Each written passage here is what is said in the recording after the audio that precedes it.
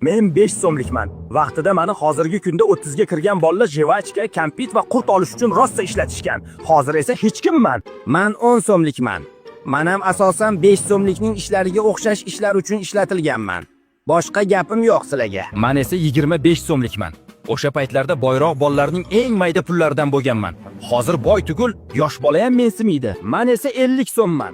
Ramazonchilarga eng ko'p beriladigan pullardan bo'lganman. Peshanamga ahamiyat bermanglar. Bu bozorchilarning ishi. Men 100 so'mlikman. Meni ko'pchilik yaxshi tanishadi. Chunki obed vaqtida 100 so'mga yopgan non olib, ichiga markavcha soldirib yemagan odam bo'lmasa kerak. Men 200 so'mlikman.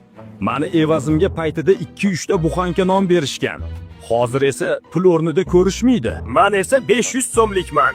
Dizayn jihatdan hammasiga dam berganman.